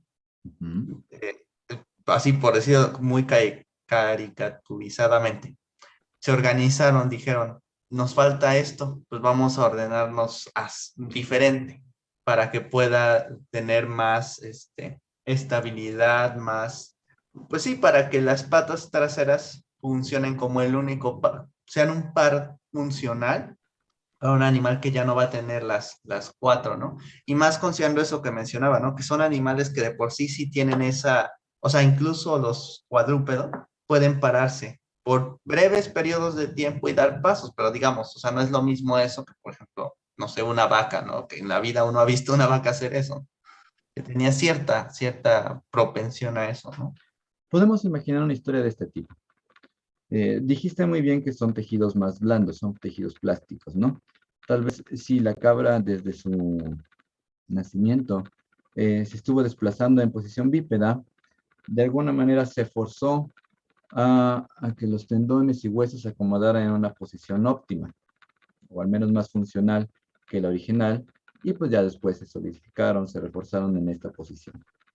O sea, básicamente fue por, entre comillas, se diría atrofia, o más bien adaptación. No sé si decirlo adaptación, pero es como cuando una persona nace sin piernas, empiezan siempre a caminar desde niños con los brazos y ya en adultez se ve que tienen brazos muy desarrollados. Y luego surge la pregunta evolutiva. Entonces, la forma en que se acomodan nuestros tendones, nuestros huesos, nuestros músculos en un cuerpo normal, ¿está determinada genéticamente o solo es producto de la forma en que se va dando nuestro desarrollo? Eh, sí sería producto, o sea, Parte de ambas. siento que tiene que ver con la plasticidad que tiene el organismo, porque bueno, me recordó lo de las cabras también en el cerebro cuando hay personas que llegan a sufrir ciertos traumatismos de ciertas partes del cerebro, pues se podría decir que esas zonas ya no funcionan como antes o dejan de funcionar, pero el cerebro tiene la capacidad de plasticidad de poder reacomodarse y rehacer, por así decirlo, esas redes de neuronas o esos caminos. Entonces, yo digo que tendría que ver con eso, de Muy esa capacidad de desarrollo. claro que sí, hay capacidad de desarrollo, hay plasticidad fenotípica, hay un poco de ambas, definitivamente. Hay información genética que produce queratina, los tendones, produce actina, miosina en el tejido muscular y demás, ¿no? Pero el punto aquí, lo que nos advierte incluso Gould, porque ya mencionan algunas de estas ideas, aunque no estaban tan desarrolladas en su época, es que tenemos que tener cuidado y tampoco invocar que todas las características que existen también son determinadas genéticamente. Pueden tener algún componente. Puede que los genes nos lleven a un punto de arranque, pero cómo se va llevando a cabo el desarrollo ya es una cosa distinta, ¿no? Cómo llegamos al producto final, al fenotipo que diríamos normal en una especie. ¿Quedó un poquito más claro? ¿O todo lo contrario?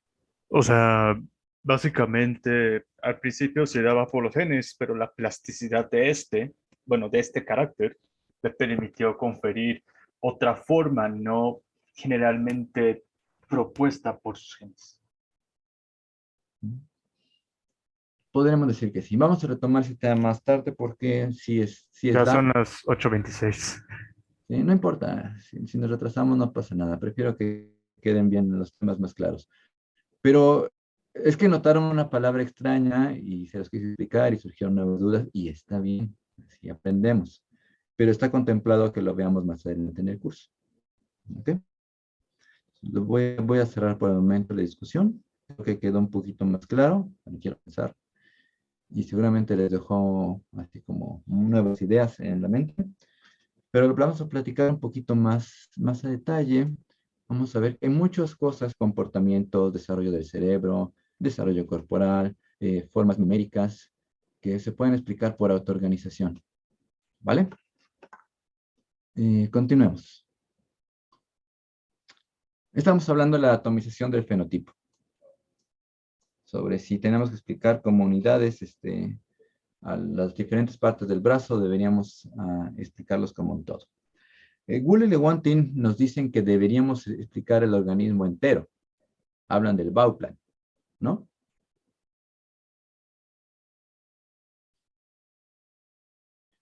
Sin embargo, en la actualidad sabemos que los seres vivos no evolucionan como una unidad completa. Que en efecto sí podemos reconocer caracteres que evolucionan de forma independiente a otros. Entonces, aunque la crítica de Gould y de Gontin abrió el camino para ese tipo de investigaciones, bueno, no solo ellos, fueron más personajes también.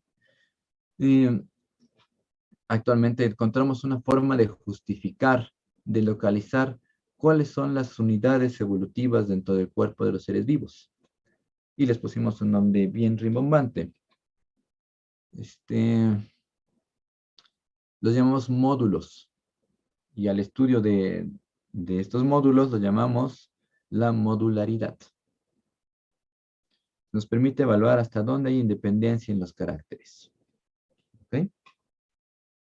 Aquí tengo dos ejemplos encontrados. Pero ¿puedes retroceder? Estaba copiando. Claro que sí, con gusto. Gracias. Entonces, por un lado, no podemos atomizar el fenotipo de forma arbitraria. No podemos partir en las unidades más pequeñas que se nos antojen porque pierden sentido biológico, pero sí tenemos métodos que nos permiten reconocer cuáles son las unidades biológicas que existen dentro del cuerpo de los seres vivos y que seguramente son módulos que se encuentran controlados por su ontogenia, por su desarrollo. Módulos que se desarrollan juntos o independientes. Ejemplo 1. La corteza y la madera en los árboles. Ambos son parte del tallo de las plantas vasculares. Y la corteza se ve como si estuviera integrada a la madera, ¿no? Sin embargo, hay estudios que demuestran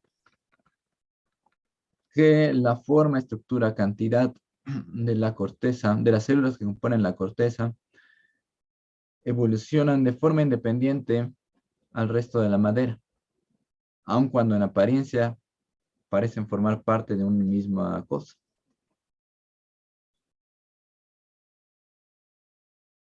Entonces, podemos tener varias combinaciones de madera y corteza que se nos ocurran, porque son módulos independientes. ¿Ok? Ok. Por el otro lado, tenemos el cráneo y el pico de las aves, al menos en aves rapaces, que fue en donde se hizo este estudio. Parecen módulos independientes. Parece lógico pensar que podríamos tener un ave de cabecita chiquita y que podría tener un pico largo y puntiagudo o muy fuerte y corto. Tiene sentido, ¿no? Pero resulta que no. Resulta que el alargamiento en los huesos del cráneo conlleva un alargamiento en los huesos del pico. Y viceversa. Tener un cráneo cortito y compacto conlleva a tener un pico corto y compacto. O al revés, no da igual, no importa si las presiones selectivas van sobre el cráneo o sobre el pico. Aquí lo importante es entender que el pico y el cráneo forman un solo módulo y por tanto no voy a tener un pajarito con un pajarito, es una ave rapaz, con un cráneo alargado y con un pico fuerte y corto. Esto es imposible.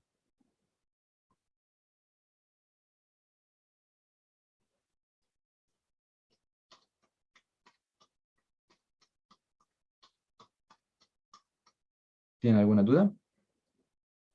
Todo bien. Y ahí tenemos las 4 variables alternativas que estuvieron midiendo. Tercera crítica.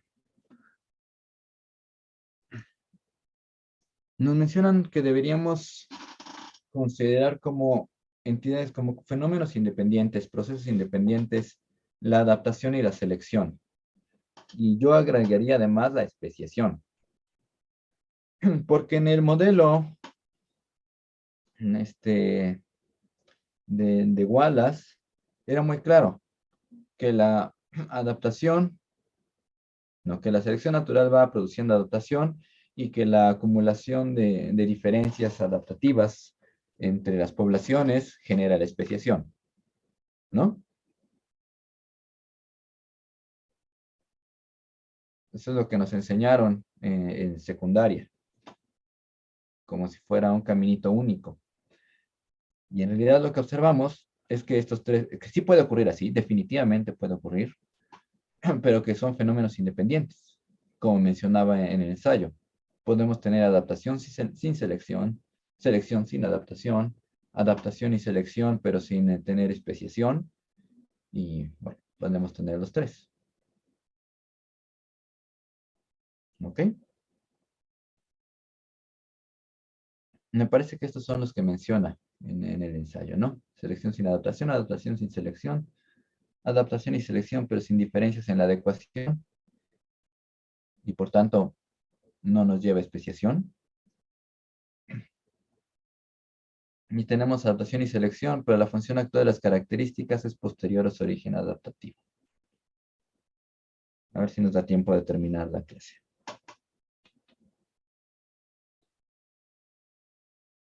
Ponen en su artículo varios ejemplos para ilustrar estos temas. Creo que yo los cambié por otros. ¿Puede haber selección sin adaptación? Sí, pensemos en el cáncer. Profesor, ¿qué decía en la 25? Disculpe. Claro, no te preocupes, lo regresamos. Son las posibilidades que tenemos. Gracias. Disculpe la molestia. Pensemos en el cáncer. En el cáncer ocurren algunas células que sufren mutaciones que van a alterar la regulación en el ciclo celular. Yo sé que entre ustedes hay varios que son expertos en esto y que podrían explicar de una mucho mejor manera en qué consisten estas modificaciones, ¿no? Pero el punto es que se modifica el ciclo celular. Y como consecuencia,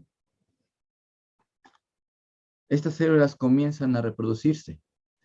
Al aumentar su fecundidad, tienen un impacto en su adecuación y por tanto se ven favorecidas por la selección. ¿Hasta ahí vamos bien?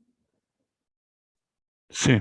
Simplemente proliferan, de la misma manera que prolifera cualquier alelo en los términos que veían en genética de poblaciones cuando los beneficia la selección natural, ¿no?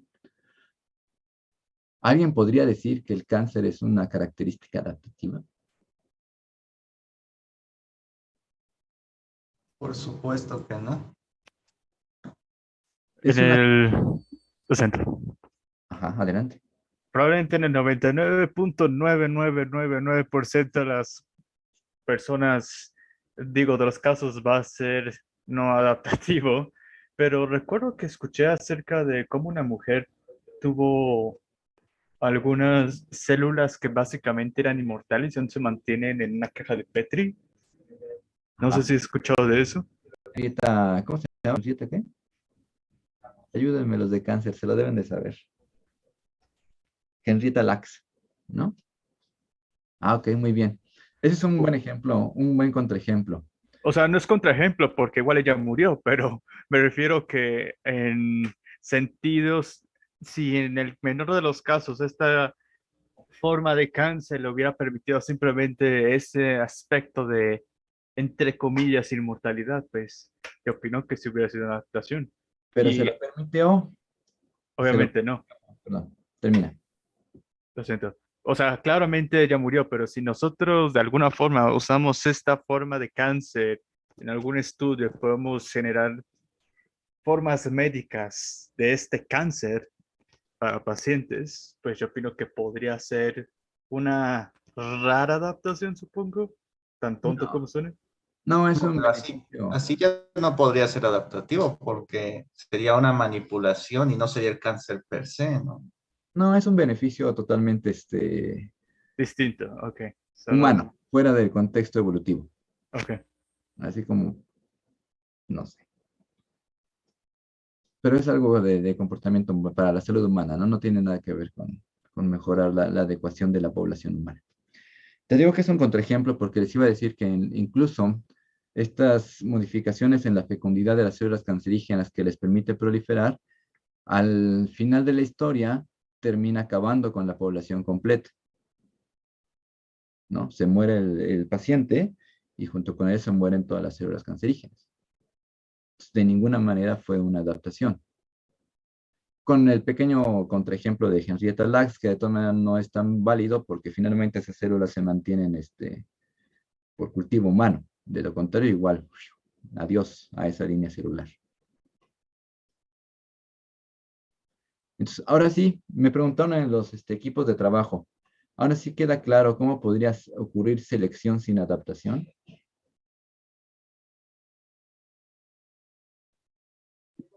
Pues sí. Y en el ensayo Wood y Lewontin proponen un ejemplo exactamente igual, pero en otro nivel. Por eso digo que esto pasa cuando ocurre selección en niveles diferentes a la población de individuos. Eso está ocurriendo a nivel celular. Pero ¿qué pasa cuando la selección ocurre a nivel de población de especie? Ellos ponen este ejemplo. Imaginen que surge una adaptación tan buena, tan efectiva, bueno, una mutación, un organismo, que es sumamente eficiente en explotar los recursos del medio, de su alimentación. Esta adaptación se vuelve más frecuente en la población, cada vez son más frecuentes, estos organismos se vuelven tan eficientes explotando los recursos del medio que se lo acaban y la población se extingue.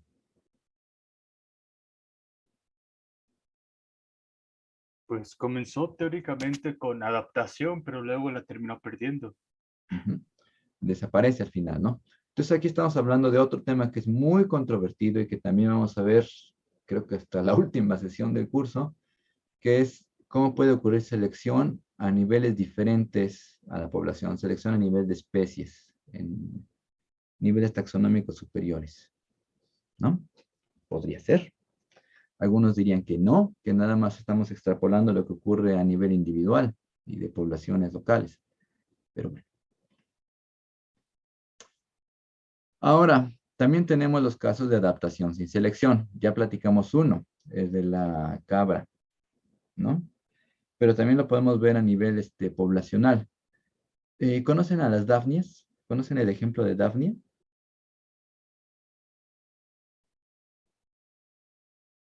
Yo no. ¿Nadie? Bueno, son estos animalitos que normalmente se conocen como pulga de agua y que encontramos de forma muy frecuente en los cuerpos de agua dulce. Su fenotipo, vamos a decir normal, es el que aparece aquí a la derecha. ¿Okay? En presencia de depredadores, pueden desarrollar esta característica, estas espinas que obviamente les confieren cierta capacidad de defensa. Lo interesante es que no necesita que ocurra una mutación para que se desarrolle. Es un caso de plasticidad fenotípica. No está genéticamente controlada, o bueno, no lo sé. Si está genéticamente controlada, basta con encender los genes que lo activan y automáticamente en una generación toda la población de Daphnia en el cuerpo de agua puede generar estas espinas.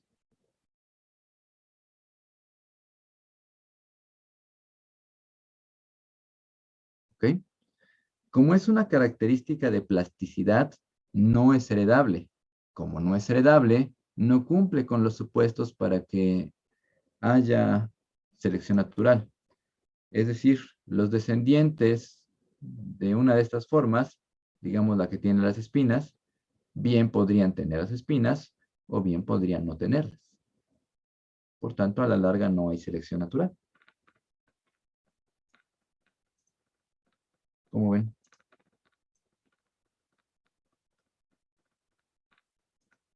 Fenotípica lleva acento. Y esto ocurre mucho en plantas. Las plantas son organismos muy plásticos. Fácilmente se adaptan a diferentes condiciones ambientales.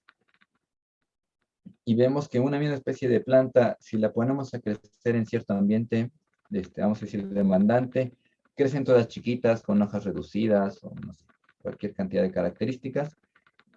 Y si la pongo a crecer en un ambiente más rico en recursos, a lo mejor se desarrollan más rápido, crecen más altas y demás. Pero es la misma especie, tiene el mismo pool génico, y el hecho de que presente unas características u otras no es heredable. Simplemente es una respuesta de plasticidad fenotípica. ¿Tienen alguna pregunta con esto? No, todo claro. ¿Ya están a punto de dormirse de cansancio? No. Como que redujo la tasa de participación en el grupo. A ver, ya vamos a por las últimas dos. Puede haber adaptación y selección, pero sin diferencias en la adecuación de los estados de carácter. Por ejemplo, podemos tener toda esta variación en una concha de caracol. Podemos explicar y probar que el patrón de coloración así complejo de manchas blancas y manchas oscuras les da un beneficio en su camuflaje y por tanto mejora su adecuación a través de la supervivencia. O sea que sí. Pero da igual si las manchitas son pequeñas, las negras y grandes las blancas, o si tiene más rayado, menos rayado, o si tiene menos giros o menos giros. Entonces, al final, tenemos toda esta variación, pero ninguna tiene una adecuación superior a la otra. Todos tienen una adecuación más o menos equivalente. Por tanto, la población se Lo mantiene. siento. Ujú. Entonces, ¿cómo puede ser adaptación si no hay una adecuación diferencial? Podríamos decir que lo que es la adecuación es simplemente tener el patrón de manchas, tener manchitas. Pero si son 30 manchas blancas y 30 negras, no importa, da igual, que si son 50 y 50. ¿Ok? Honestamente,